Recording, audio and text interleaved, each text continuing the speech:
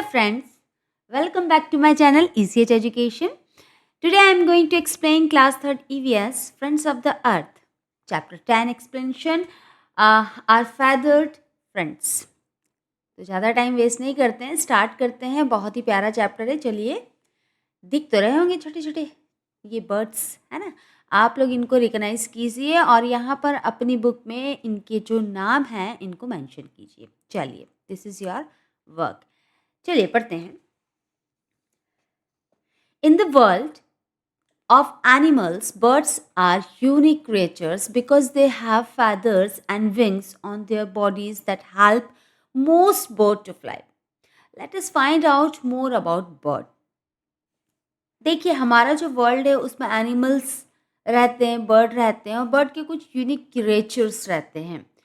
अब बर्ड इसलिए यूनिक रहते हैं क्योंकि भाई उसके पास तो पंख होते हैं जिसकी सहायता से उनका शरीर उड़ सकता है ना. तो इसीलिए वो बर्ड्स कहलाती हैं. चलिए, तो इस हिसाब से हम और बहुत सारी बर्ड्स के बारे में पढ़ते हैं कि आखिर वो कौन कौन सी हैं. ठीक है, चलिए सबसे पहला टॉपिक यहाँ पे उठता है कॉमन फैदर्स ऑफ बर्ड. मतलब I am sorry, common features of bird. मैं दोबारा से बना रही हूँ. ला यार, शिट, गड़बड़ कर दिया मैंने. Oh my God. Hello everyone, welcome back to my channel ECH Education. Today I am going to explain class 3rd EVS Friends of the Earth. Chapter 10 explanation part are feathered friends. ठीक है, जैसा कि ये picture में दे रखा है कि ये कुछ बर्ड्स है जिसे आपको रिकॉग्नाइज करना है, आइडेंटिफाई करना है और यहाँ पर इनके नाम को लिखना है अपनी अपनी बुक में. ये आपका होमवर्क है, आप कीजिए इसको. चलिए हम चैप्टर को स्टार्ट करते हैं. In the world of animal, birds are unique creatures because they have feathers and wings on their bodies that help most birds to fly. Let us find out more about birds. जैसे कि हमारे world में बहुत सारे animals भी रहते हैं, birds भी रहते हैं, बट इन दोनों में हमको कौन सा यूनिक क्रिएचर लगता है? हमको लगता है बर्ड. उसका कारण है क्योंकि ये उड़ सकते हैं, इस कारण से ये हमें यूनिक लगते हैं. और हर मतलब इक्का दुक्का जो है, जैसे कि ऑस्ट्रिच हो गया, वो उड़ नहीं सकता. पिकॉक थोड़ा बहुत उड़ता है लेकिन ज़्यादा नहीं उड़ सकता. इस तरीके से एक दो ऐसे बर्ड है जो उड़ नहीं सकते, लेकिन मोस्टली जो बर्ड है वो उड़ते हैं. ठीक है, जैसे मुर्गी हो गई, थोड़ा सा उड़ जाती है फड़फड़ा के, लेकिन एकदम अदर बर्ड की तरह वो उड़ती नहीं है. ठीक है, चलिए तो इस बर्ड के बारे में हम आगे पढ़ते हैं. तो हमारा नेक्स्ट टॉपिक आता है कॉमन फीचर्स ऑफ बर्ड. अब बर्ड के जो फीचर हैं उसके बारे में पढ़ते हैं. Take a look at different bird like crows, sparrow, parrot, manna, and other birds around us. They all look different from one another, but they all have some common features. देखो, हमारे आसपास बहुत अलग अलग प्रकार के बर्ड्स हैं जो आप लोगों ने देखा होगा, जिसमें एग्जाम्पल दे रखा है इन्होंने कि क्रॉ को देख लो, स्पैरो, पैरट, मैना. अगर हम पर्टिकुलर इनका नाम नहीं लेते तो हम बर्ड तो बोलते ही है ना कि भाई बर्ड है, मतलब उड़ने वाला कोई पक्षी है ना. तो इन सब में कुछ अलग अलग स्पेशलिटी होती है, एक दूसरे से ये अलग होते हैं, लेकिन इनके फीचर्स तो सेम होते हैं ना. क्या है इसके फीचर्स? सेम, दो पैर है, एक चोंच है और प्यारे प्यारे से पंख है ना, फैदर्स है इनके पास में. अब पढ़ते हैं next topic, parts of the birds body. अब बॉडी के पार्ट्स आ गए, जैसे कि हम लोग के बॉडी पार्ट्स आते हैं वैसे ही चिड़िया के बॉडी पार्ट्स रहते हैं. Birds have had a trunk and tail. ये इसके बॉडी पार्ट है, इसको आप याद कर लीजिएगा. They have also they also have two wings which help most bird to fly and two legs that help them walk, run and sit on the branches of trees. देखो, चिड़िया के पास ये तीन बॉडी पार्ट्स तो common है, ये जो होते ही हैं. इसके अलावा ये बोल रहे हैं कि भाई जो चिड़िया है वो उड़ सकती है, बर्ड उड़ सकती है, उसके दो पैर होते हैं और उन पैरों की सहायता से वो क्या करती है? तो ये देखिए, वॉक करती है, रन करती है, बैठती है. किस पे बैठती है? ब्रांचेस पे, पेड़ की शाखाओं पे बैठती है. The legs and feet have sharp claws. मतलब उसका जो लेग्स रहता है, पंजे जो रहते हैं ना उसके, बहुत ही शार्प रहते हैं। देखिए उनके नाखून किस तरीके से, अगर कोई छोटी चिड़िया के बच्चे को आपने कभी होल्ड किया होगा, तो आप ध्यान देना कि वो उनके नाखून इतने शार्प रहते हैं कि आप एक तो आपको चुभते हैं, दूसरा आप अपने कपड़ों पे भी उनको रखते हो और फिर उठाने की कोशिश करते हो ना, तो वो कपड़ों को इस तरीके से होल्ड करके रखते हैं ना कि आपको खींचना पड़ता है। तो इतने शार्प होते हैं उनके पंजे। On to the branches while sitting और पर्चिंग, है ना? वो बहुत ही सकरी जगह पे भी बैठ जाती है। सकरी जगह के मतलब कोई भी पतली सी यदि डंडी टाइप की भी शाखा रहेगी ना, उसको भी होल्ड करके मस्त बैठ जाती है। ठीक है? नेक्स्ट है आपका bones. Bones of birds are hollow and light. ये भी याद करने वाली चीज़ है कि उनकी जो बोन रहती है ना, वो हॉलो रहती है, खोखली रहती है और बहुत हल्की रहती है। उसी वजह से तो वो लोग उड़ पाते हैं। हमारी हड्डी भारी रहती है ना, और हमारे पास तो पंख भी नहीं है, इसलिए हम लोग नहीं उड़ पाते। ठीक है? हालाँकि हम कभी नहीं उड़ सकते, मज़ाक कर रही थी। This allows them to fly easily. इस वजह से ये बहुत आसानी से उड़ लेती हैं। Birds flightless. Birds like penguins. अब देखो, मैंने स्टार्टिंग में बोला था ना कि अधिकतर बर्ड उड़ती ही हैं, कुछ है जो नहीं उड़ती है, तो कुछ में तो इन्होंने कितना अच्छा नाम दिया है, इसको याद कीजिएगा आप लोग। कौन सी बर्ड्स है जो नहीं उड़ती? पंख तो होते हैं इनके।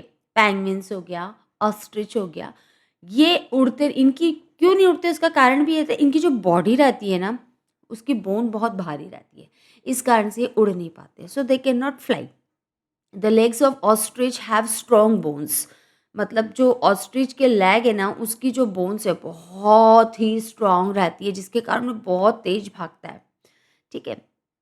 नेक्स्ट टॉपिक आता है आपका फैदर्स। अब उनके फैदर के बारे में बात होगी, है ना? Feathers are a distinct features in bird. मतलब जो पंख है ना, वो पक्षियों की एक अलग ही विशेषता बताते हैं। Their bones and muscles are covered with feather. उनकी जो बोन्स रहती है, मसल्स रहती है, पूरे पंखों से, फैदर से ना ढकी हुई रहती है। Feathers are important for flying and also for protection against the rain, the heat of the sun और द कोल्ड वेदर। देखो उनका जो फैदर रहता है ना, बहुत ही इंपॉर्टेंट रोल प्ले करता है। पहला तो ये है कि उड़ने में मदद कर रहा है, दूसरा ये है कि बारिश में उनका प्रोटेक्शन कर रहा है ना? तीसरा ये है कि धूप से जो गर्मी मिलती है उससे रक्षा कर रहा है उनकी। फोर्थ ये है कि अगर ठंड आ रही है तो वही जो उनके फैदर्स हैं ना, वो उनकी बॉडी को सेव कर रहे हैं। ठीक है ना? हमारी बॉडी के ऊपर क्या रहता है? बहुत बहुत ही छोटे-छोटे से हेयर रहते हैं। वो हेयर हमारी रक्षा नहीं कर पाते, है ना? क्योंकि हमें अपनी बॉडी की रक्षा करने के लिए हम कपड़े पहन लेते हैं, बट बेचारे जो जानवर हैं, बर्ड्स हैं या एनिमल्स हैं, उनको क्या कपड़े कौन पहनाता है? जो पेट रहते हैं उन्हीं को मालिक लोग पहना देते हैं घर के। बाकी तो स्ट्रीट रहते हैं, वो तो कहाँ, कौन पहना रहा है? कोई नहीं। तो भगवान ने उनको ऑटोमेटिकली इतने सारे फेदर्स दिए ना, ऊपर से इतने सारे पंख जैसे दिए हैं, जिसके कारण ना उनको इन सब मौसम में दिक्कत नहीं होती है। बारिश में गीले हो जाते हैं तो अपने आप को झाड़ लेते हैं, पतले रहते हैं कि जल्दी सूख जाते हैं। ठंड में उनको स्वेटर की ज़रूरत नहीं रहती है। उनके जो फैदर्स रहते हैं वो इतने गर्म रहते हैं कि उनको बहुत ही ईज़िली वो ठंड से बचा लेते हैं। ये सारी चीज़ें आती हैं। ठीक है? A bird's have 3 different type of feathers on their body. ये भी लर्न करने वाली चीज़ है कि जो बर्ड्स हैं, उनके पास 3 टाइप के डिफरेंट फेदर रहते हैं। अब आप लोग सोचो कि यार किस टाइप के रहते होंगे? चलो पढ़ते हैं, पता तो पड़ ही जाएगा। The down feather cover a bird's body and keep it warm. अब पूरे फेदर में उसकी बॉडी को गर्म कौन रखता है? ठीक है? उसकी बॉडी को गर्म रखता है उसके नीचे वाला फेदर। ठीक है? Body feathers give shape to a bird's body. और एक होता है बॉडी फेदर, जो उसके पूरी बॉडी को शेप देता है। जब एक छोटा-सा बच्चा जब अंडे से निकलता है ना, कहीं आपने देखा होगा तो उसकी बॉडी पे सिर्फ़ स्किन रहती है, कोई फेदर नहीं रहता है। तो धीरे-धीरे फेदर आते हैं, उसकी स्किन ढक जाती है और वो बहुत ही प्यारा-सा बर्ड बन जाता है। देखने में बड़ा ब्यूटीफुल लगता है। Flight feathers cover the wings. अब जो फ्लाइट उड़ने वाले जो फेदर रहते हैं, वो विंग्स को कवर करते हैं। Tail of a bird and help it to fly. ठीक है? तो वो विंग्स और टेल को कवर करते हैं, जिसकी मदद से जो बर्ड है वो उड़ सकती है।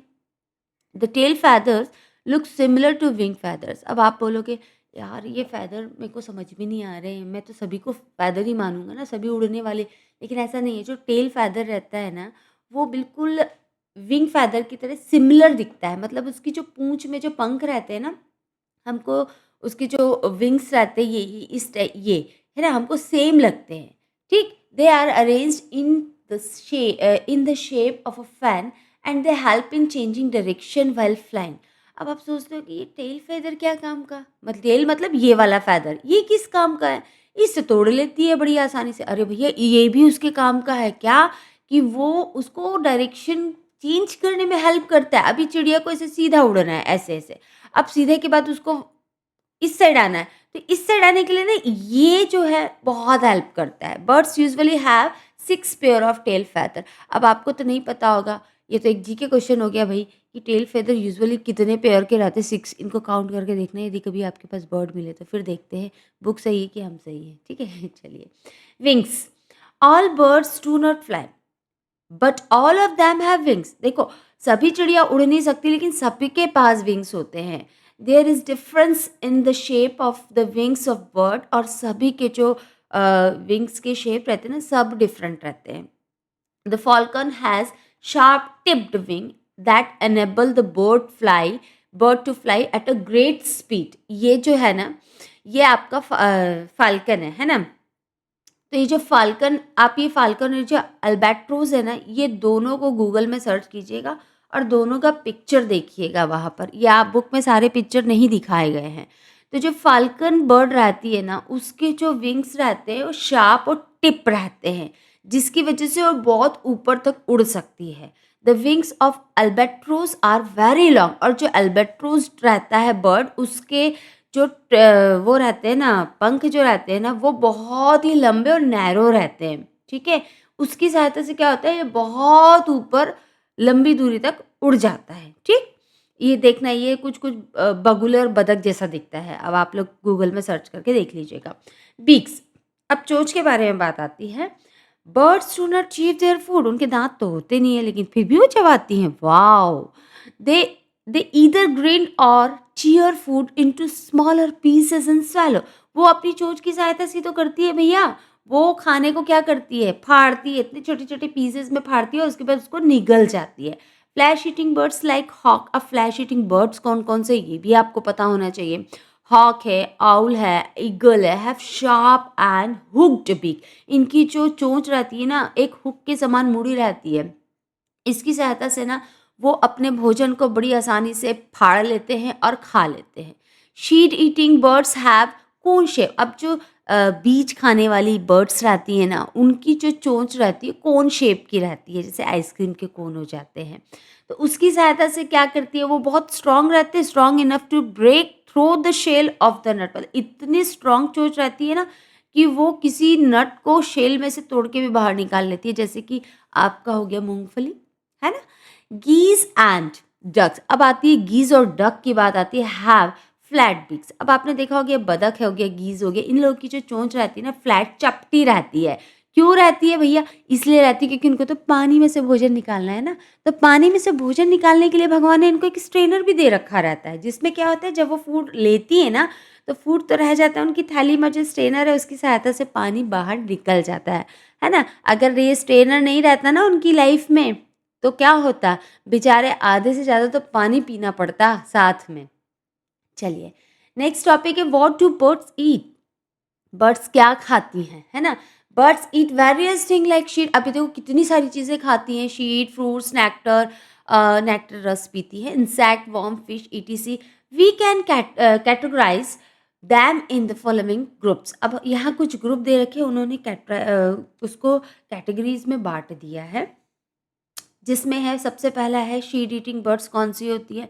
तो वो होती है pigeons, cockatoos, canaries, finches, dove, parrot, quail and budgies eat seeds and nut. मतलब शीट्स और नट खाने वाले ये बर्ड्स है। इनमें से जो इजी स्पेलिंग वाले हैं वो आप याद कीजिएगा। नेक्स्ट आता है आपका fruit eating birds. Fruit eating birds कौन सी हैं? तो वो है आपका, देखो, पैरट हो गया, अमेरिकन रॉबिन हो गया, है ना?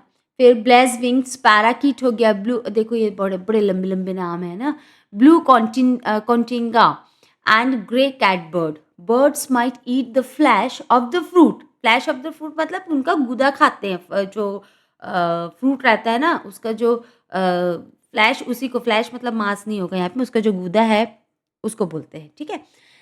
SIP sip the juices, juice को सिप करते हैं। And small small fruits are even swallowed, और छोटे छोटे से जो रहते हैं ना फ्रूट, उनको वो सीधा निकल जाते हैं। नेक्स्ट है नेक्टर फीडिंग बर्ड्स, जो रस पीती है उनके बारे में बोल रहे हैं कि वो कौन कौन सी हैं। चलिए, these birds feed on the nectar from the flower, flower से नेक्टर लेती हैं। वो कौन कौन सी, जैसे ये हो गया बनाना क्विट, ये बहुत इजी याद हो जाएगा, बनाना की स्पेलिंग याद तो रहती है, क्विट बस। हमिंग बर्ड, और ये याद करने की जरूरत नहीं है, सनबर्ड याद कर लो। हुडेड ओरियल, ये थोड़ा स्पेलिंग टफ पड़ जाएगा। Little spider hunter and mountain black eye, बस ठीक है। इंसेक्ट ईटिंग बर्ड, अब इंसेक्ट खाने वाली चिड़िया कौन सी है भाई? Kingfisher, cuckoo, woodpecker, black drongo, brown creeper, common black hawk and crown hornbill, ठीक। फिर वॉर्म ईटिंग, वॉर्म ईटिंग मतलब वो कीड़े मकोड़े खाने वाली, तो वो कौन कौन सी बर्ड हो गई? जैसे कि अमेरिकन वुडकॉक है ना, ब्लैक बिल्ड प्लॉर, फिर मलैन नाइट हिरन, किटलर, इस ईस्टर्न स्क्रीच आउल, ये सब हो गया। फिश ईटिंग बर्ड कौन कौन सी है? फिश ईटिंग बर्ड है puffin, black eagle, black skimmer, black vulture, grey heron. Flesh eating bird कौन कौन सी है? वो हॉक, फाल्कन, आउल, वल्चर, ये सब हो गया, ठीक है। ये कार्निवोरस भी है एंड ईट फ्लैश, ठीक है। They are also called bird of prey. Sound of birds, अब बर्ड के साउंड आते हैं भाई। साउंड में है, when we wake up early in the morning, we get to hear the sounds of different birds. हाँ, birds make different type of sounds for different purpose. देखो, जब हम सुबह उठते हैं ना, तो चिड़िया की चहचहाने की आवाज़ आती है, कई अलग अलग प्रकार के साउंड रहते हैं उनको, लेकिन कुछ डिफरेंट साउंड रहते हैं, वो डिफरेंट पर्पस के लिए रहते हैं। जैसे हमको अगर डर लग रहा है, तो हम मम्मी को उस तरीके से बुलाएंगे, या फिर चोर घर में घुस गए तो जोर से चिल्लाएंगे, अगर भूत दिख गया तो चिल्लाएंगे। हर चीज़ का हमारा जो अलार्म है, साउंड्स है, वो हमारा अलग रहता है, वैसे चिड़िया का रहता है। तो सबसे पहला अलार्म कॉल रहेगा उनका, मतलब खतरे का घंटी, है ना। These calls are short, sharp and poaching sound, मतलब पोचिंग मतलब तीखा, है ना। इनका जो अलार्म कॉल रहता है ना, छोटा रहता है, तीखा रहता है। They are use to signal other birds of some danger, मतलब जब किसी दूसरी बर्ड को बताना रहता है ना कि अरे खतरा है, तब ये अलार्म कॉल अपने मुंह से निकालती है, ठीक। नेक्स्ट है कॉन्टैक्ट कॉल। अब इन्हें किसी से कॉन्टैक्ट करना है तो सॉरी, वो बोल तो पाती नहीं है। This calls are used when they fly in the flock और want to signal one another, जब या तो ये तो झुंड में वो करेंगी, उड़ेंगी, या फिर अकेली सिग्नल सॉरी अकेली भी उड़ेंगी, तो ये क्या करती है, दूसरे से कनेक्ट होने के लिए एक कॉन्टैक्ट कॉल जैसी वॉइस को निकालती हैं। They are called chirp, chips and buzzes, इस टाइप की रहती है इनकी आवाज़। This sounds are loud enough to be heard but not as loud as alarm call, मतलब अलार्म कॉल की तरह इतनी जोर से नहीं चिल्लाती हैं जितनी अलार्म कॉल में चिल्लाती हैं। अब आगे फ्लाइट कॉल, जब ये उड़ती है ना तब करती हैं ऐसा। These calls are given only during flight. This calls might be slightly musical और sometimes might be similar to contact call. मतलब जब उड़ती हैं तो ये हल्का सा म्यूजिकल साउंड निकालती है, फ्लाइट करती हैं उस टाइम अपने कॉन्टैक्ट कॉल से थोड़ा सा अलग रहता है इनकी आवाज़, मतलब मिलती रहती है लेकिन थोड़ी सी अलग है, हालांकि मिली जुली है। These are mainly used to announce their presence to the other birds while flying। ये इसलिए ऐसा बोलती हैं कि भैया मैं भी प्रेजेंट हूँ साथ में, है ना। उड़ते हैं ना तब वो ये बताती है मैं भी साथ में उड़ रही हूँ, अपनी प्रेजेंस दर्शाती है। Songs, these are usually more musical and longer sound, इस तरीके का प्यारा सा साउंड निकालती है। Birds use this sound to attract other bird, ये क्यों निकालती है प्यारा सा साउंड? दूसरे बर्ड को अट्रैक्ट करने के लिए, ड्राइव अवे एनिमी, या फिर दुश्मन से उसको बचाने के लिए। द अनाउंस देयर एरिया, और अपने एरिया में इस सॉन्ग वाले मतलब जो आवाज़ है उसको ऐसे कॉल निकालती हैं कि समझ में आ जाता है कि भाई थोड़ा सा अटेंशन पोजीशन में रहना है। नेक्स्ट आता है migratory bird, birds that travel in flock from one place to another over large distance are called migratory bird. Migratory bird वो रहती हैं जो अपने एरिए से दूसरे एरिए में जाती हैं, मतलब थोड़ा दूर, पास में नहीं। It is a regular seasonal movement of bird usually from north to south. ये अधिकतर कहाँ होता है? नॉर्थ एरिया में होता है। जब ठंड ज़्यादा पड़ती है ना, तो वहाँ से जो बर्ड्स है वो ठंड के टाइम पे उड़ के ना साउथ तरफ आ जाती है, जहाँ थोड़ी गर्मी रहती है। और फिर साउथ में जब हल्की ठंड पड़ती है ना, तो यहाँ से उड़ के वो उधर चली जाती है, तो इसको माइग्रेशन बोलते हैं। तो birds migrate to place for better food, और वो वहाँ क्यों जाती हैं? सबसे पहला तो खाने की कमी हो जाती है उनके इलाके में, तो खाना खोजने के लिए। दूसरा वार्मर क्लाइमेट, और थोड़ा सा गर्म क्लाइमेट चाहिए रहता है उन लोगों को। There are many migratory bird that come to India during the winter season. Winter season में बहुत सारी बर्ड्स आती है। साइबेरियन क्रेन आते हैं एंड वाइट कलर्ड बर्ड्स भी आती हैं that are found in Siberia and Russia, जो कि साइबेरिया और रशिया में पाई जाती है, वो हमारे यहाँ आती हैं। During winter season the birds harsh cold weather and lack of food force this birds to warmer area like India. India हमारा थोड़ा सा गर्म एरिया है, इसीलिए वो विंटर सीजन में यहाँ आ जाती हैं। क्या करने आ जाती हैं? खाने की तलाश में, और गर्म जगह ढूंढते ढूंढते यहीं आती हैं। The migratory bird return home once winter is over. जैसे कि विंटर ओवर होता है, वो अपने जहाँ की थी वहीं चली जाती हैं। Greater flamingo that migrate to the India subcontinent are found in the Nal Sarovar Bird Sanctuary and in the Thol Bird Sanctuary of Gujarat। देखो ये जो फ्लैमिंगोज है ना, बड़े बड़े फ्लैमिंगो, वो भी माइग्रेट होते हैं इंडिया के सब कॉन्टिनेंट में। और ये कहाँ पाए जाते हैं? ये याद कर लीजिएगा, आपका जो सेंचुरीज है, नल सरोवर बर्ड सेंचुरीज, और है आपका Thol bird sanctuary of Gujarat, यहाँ पर आते हैं। The blue throat is found in Rajasthan in the Keoladeo. अब क्यूलाडियो इसमें बोलते हैं, लेकिन हम लोग तो हमेशा केवला देव ही पढ़े थे भाई। नेशनल पार्क ऑफ भरतपुर, मतलब यहाँ पर भी मिलते हैं। ठीक है, क्या मिलते हैं? ग्रेट फ्लैमिंगो, बहुत बड़े बड़े फ्लैमिंगो, कितने प्यारे प्यारे लगते हैं वो। Migration is the time when birds are hunted. अब माइग्रेशन एक ऐसा समय होता है जिसमें बर्ड को शिकार किया जाता है, the most by human and other animals, मतलब लोगों के द्वारा और दूसरे जानवरों के द्वारा भी। Migratory birds also often get loss. इस कारण से ना ये जो बर्ड्स वहाँ से आते हैं ना, इनको बड़ा नुकसान होता है। They collide with man made object while flying, है ना। कई बार तो जो लोग कुछ बनाए रहते हैं ना ऑब्जेक्ट को, तो उड़ते उड़ते भी उससे भी वो जैसे पतंग वतंग उड़ाते हैं, तो उस कारण से, या फिर किसी और टावर और इन सब चीज़ों से वो बेचारे नष्ट हो जाते हैं, क्रैश हो जाते हैं कई बार। Care for birds. अब बर्ड की केयर कैसे कर सकते हो? We can care for feathered friends in our small ways. क्या वेज है ना, आप इनको कैसे केयर कर सकते हो? During summer we can keep a bowl full of water in the balconies of our homes for thirsty birds. अब गर्मी आने वाली है ना, तो अब आप लोगों को भी यही करना चाहिए भैया, एक कटोरा रखो पानी का भरा हुआ अपनी बालकनी में, अपने घर में, जहाँ पर चिड़िया आ सकती, प्यासी चिड़िया आए और पानी पिए।